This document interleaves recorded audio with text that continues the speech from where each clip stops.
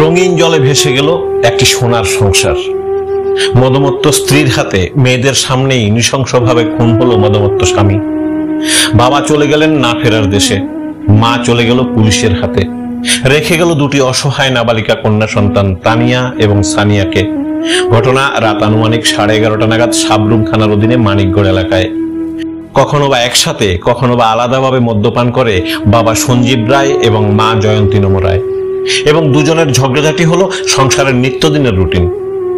ওই দিনও বাবা মা দুজন মদমত্ত অবস্থায় বাড়িতে কোনো এক বিষয় নিয়ে ঝগড়া শুরু করে রাতের বেলাতেই। একটু বিরতি নিয়ে দফায় দফায় শুরু হয় বচসা। মা জয়ন্তী চলে আসে দুই নাবালিকা মেয়ে তানিয়া এবং সানিয়ার ঘরে।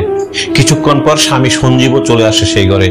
স্ত্রী জয়ন্তীর সাথে পুনরায় শুরু হয় বচসা। আক্রমণাত্মক হয়ে ওঠে জয়ন্তী। হাতে একখানা কাপড় কাটার ধারালো কাঁচি দিয়ে নাকি আঘাত করে সঞ্জীবের গলায় এবং বুকে। সাংঘাতিকভাবে আঘাত লাগার ফলে গলায় বুকে আঘাতপ্রাপ্ত সঞ্জীব দাঁড়াতে গিয়েও হুমড়ি খেয়ে পড়ে যায় মাটিতে। প্রচন্ড রক্তপাত শুরু হয় সঞ্জীবের মুখ এবং বুক থেকে। ছুটে আসে তানিয়ার কাকু, কিন্তু কাজ হচ্ছিল না কিছুতেই। আতঙ্কের চিৎকার শুরু হয় চারিদিকে। বাড়িতেই প্রাণ হারাচ্ছিল সঞ্জীব। অবস্থা বেগতিক দেখে রাতেই বাড়ি থেকে পালিয়ে যায় হত্যাকারী স্ত্রী জয়ন্তী, এমনটাই জানান ওদের 17 বছরের নাবালিকা মেয়ে তানিয়া। পরবর্তী সময় পুলিশ গিয়ে উদ্ধার করে সাবরুম মহকুমা হাসপাতালে নিয়ে যায় মৃত সঞ্জীবের মরদেহ। সকালে অভিযুক্ত স্ত্রী জয়ন্তী নম রায়কে গ্রেপ্তার করতে সক্ষম হয় সাবরুম থানার পুলিশ।